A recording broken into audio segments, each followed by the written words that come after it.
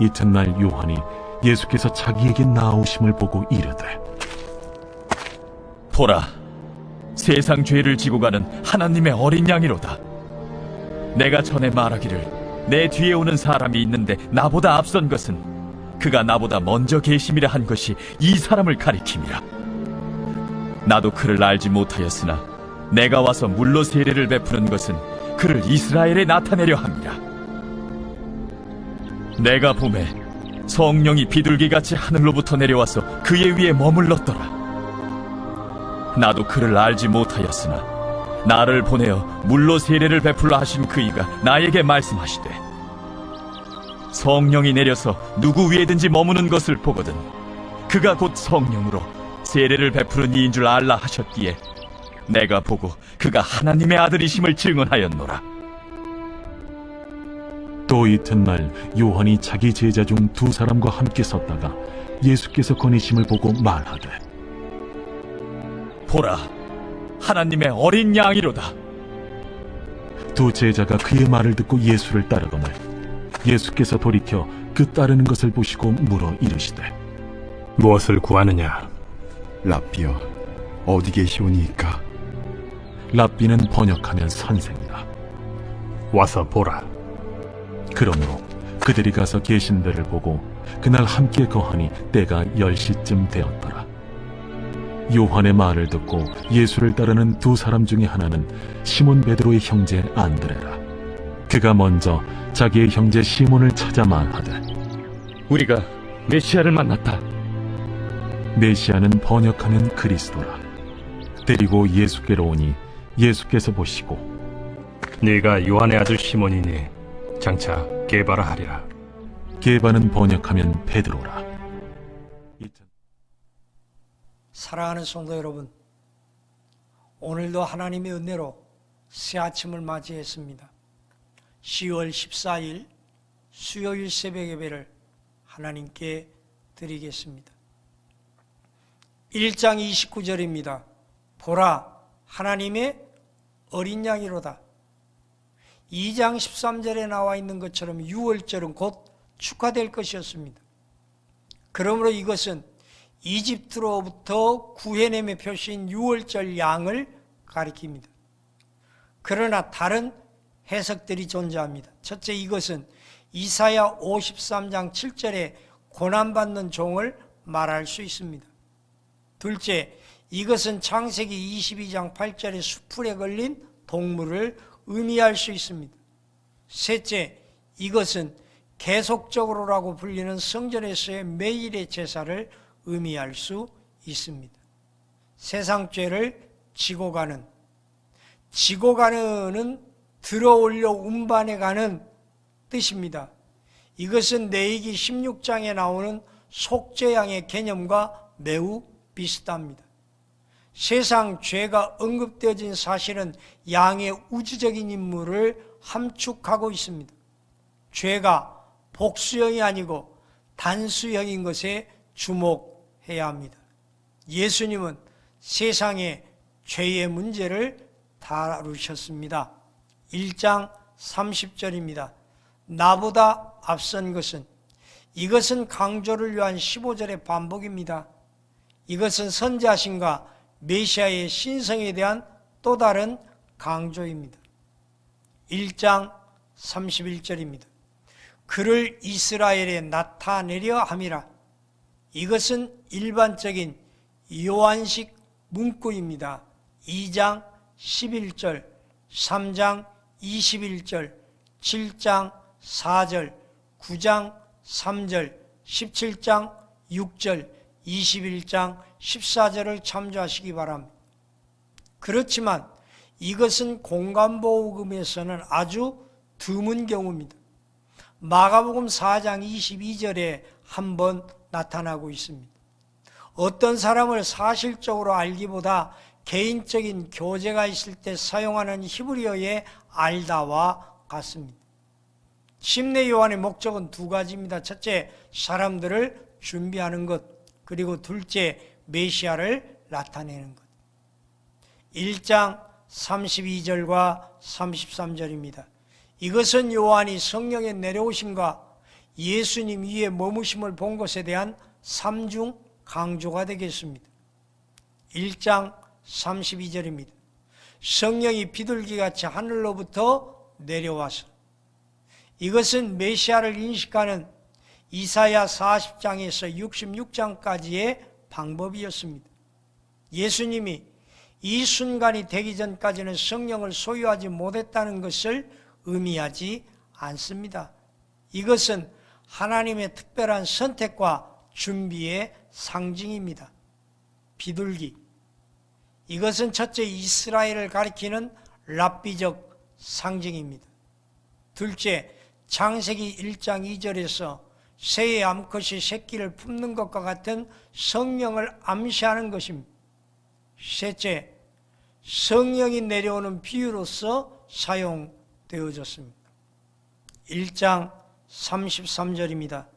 나도 그를 알지 못하였으나, 이것은 침례 요한이 예수님을 메시아로 알지 못하고 예수님에 대해 완전히 알지 못했다는 것을 의미합니다.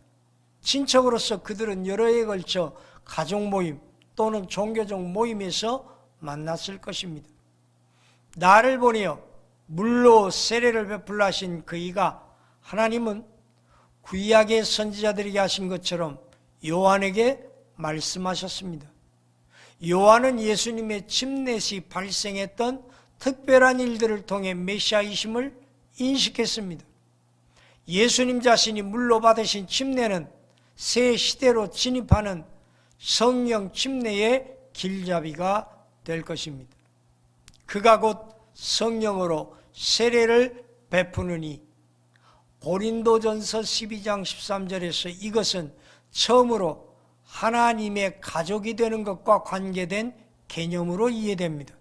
성령은 죄를 깨닫게 하시고 그리스도께 간청하고 그리스도 안에서 침례를 베푸시고 새로 믿은 자 안에서 그리스도를 형성하는 줄로 믿습니다.